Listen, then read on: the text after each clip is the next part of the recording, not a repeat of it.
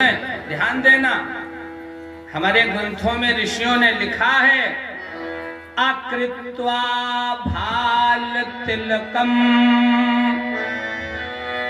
पूजा कर्म निरर्थकम। अगर आपके मस्तक पर तिलक नहीं है और आप पूजा करते हैं, पाठ करते हैं, तो पूजा कर्म निरर्थकम, तो वो आपका पूजन कर्म निरर्थक है। अकृत्वा क्री धातु है, इक्त्वा प्रत्यय लगा हुआ है।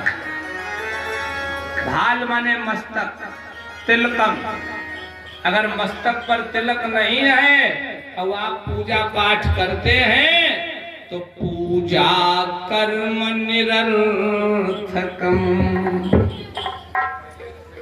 है ना। उपनिषद में वर्णन है देवो भूत्वा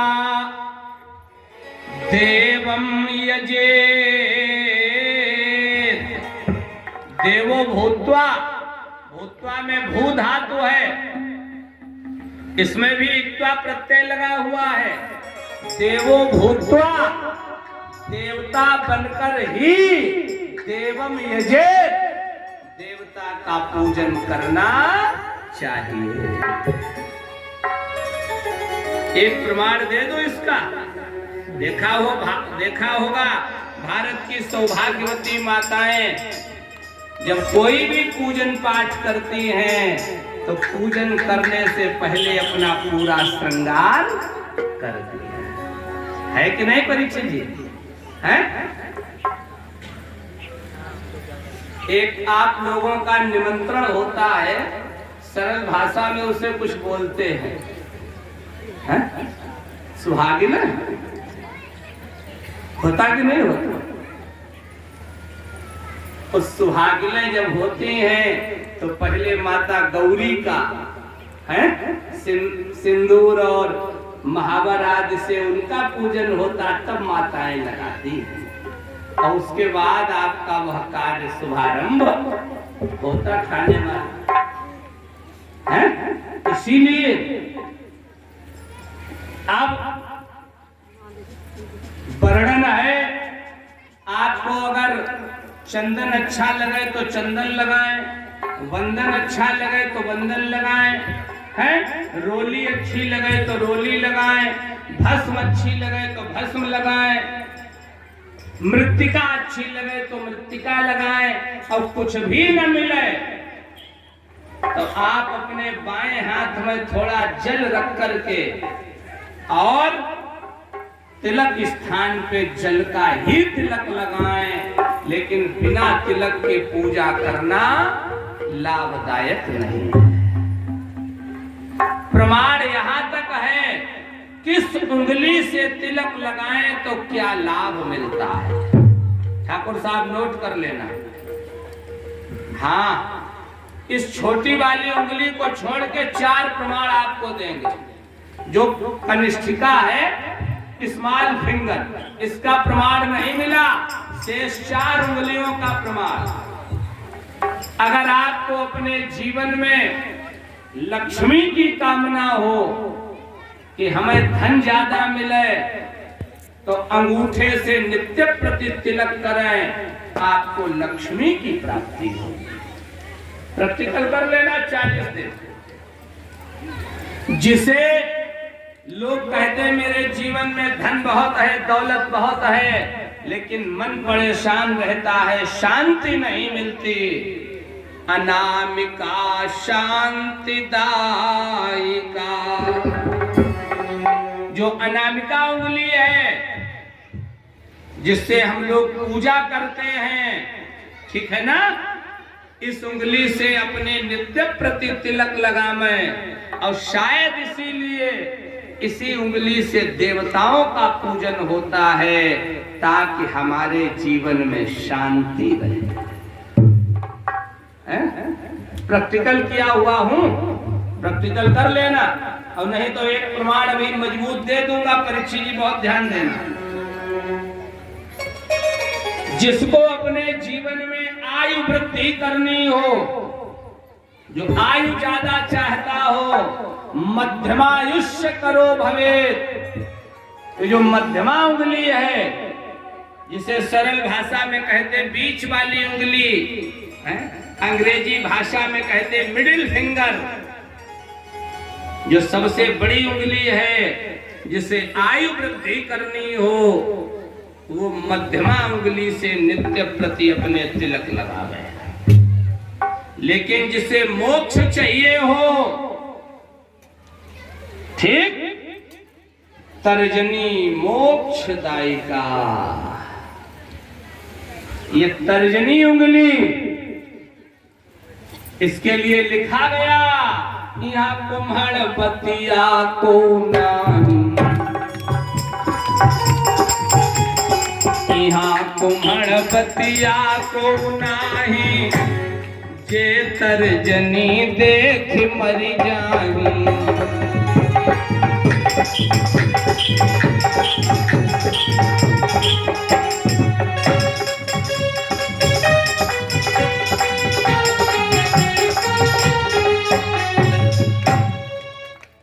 यहाँ कुम्हड़ बतिया को नहीं, जे तर्जनी देख मरी जाही। ये आपकी जो तर्जनी उंगली है, ये मोक्षदायिका, ये मोक्ष दिलाने वाली है। अब देखो, इन तीनों के हम प्रमाण दे रहे हैं। इसीलिए जो महात्मा होते, जो संत होते, ठीक है ना, देखो सामने हमारे संत स्वरूप में बाबा जी बैठे हैं।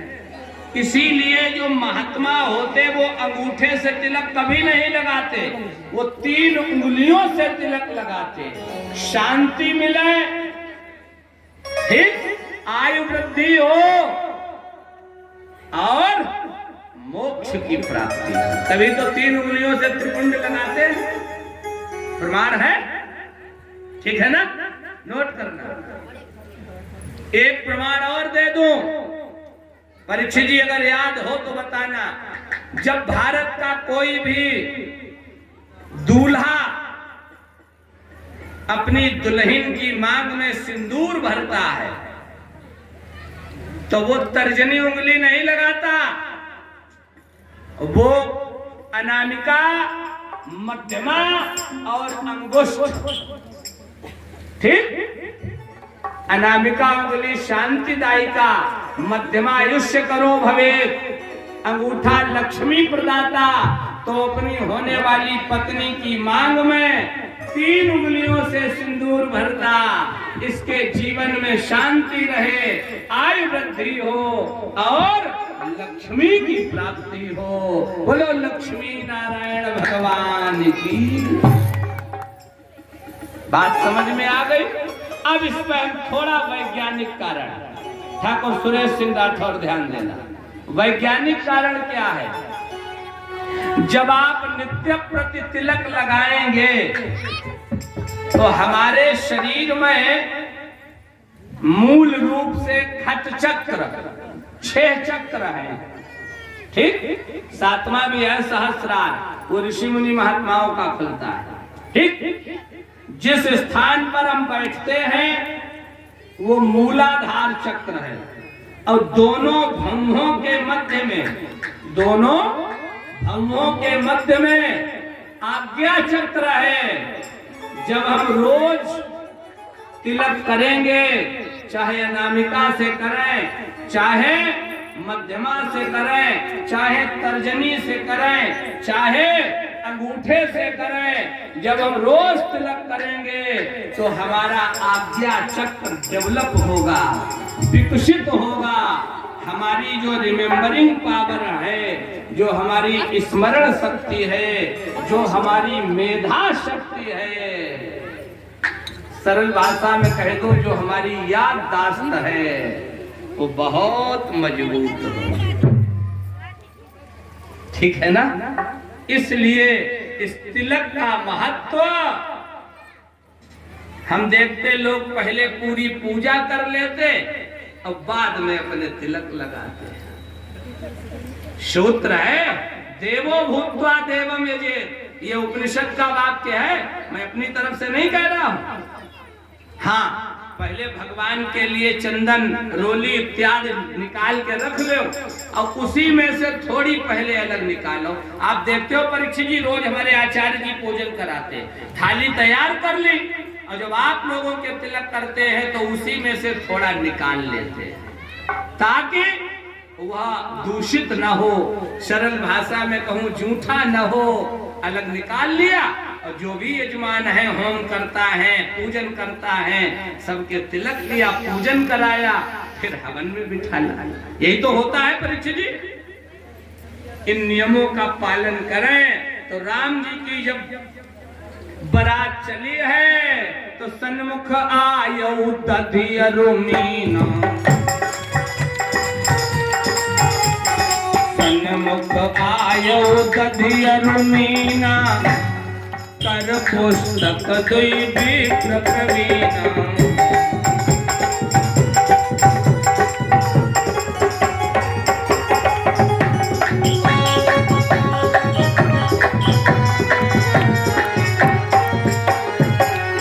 सन्मुख आयो दधियरु मीना,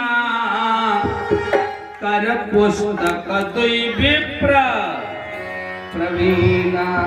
ब्राह्मण तिलक लगा के आ जाए तो शकुन, और वही ब्राह्मण बिना तिलक के आ जाए तो अपशकुन। एक चिंतन और देता हुआ चलो, आप अपने मस्तक पर नित्य प्रति तिलक लगामें चंदन, और अगर 10 मिनट में वो चंदन ना सूखे, ठाकुर साहब बहुत कीमती बात, इसके लिए श्री शिव पुराण पढ़ना। 10 मिनट में अगर वह चंदन ना सूखे तो समझ लेना 24 घंटे में ही इस शरीर से प्राण निकलने वाले हैं। हाँ, अब आपके कानों के पास में अगर सबसे पहले बाल सफेद हो जाएं, पूरे सिर की अपेक्षा कानों के पास बाल सबसे पहले सफेद हो जाए तो 6 महीने में मृत्यु। शिव पुराण पढ़ना, आप कहीं प्रमाण है कोई, पढ़ लेना।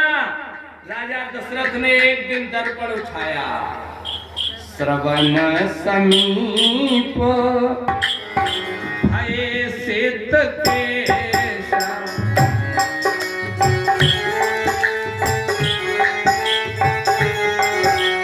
श्रवण समीप भय सित केशा,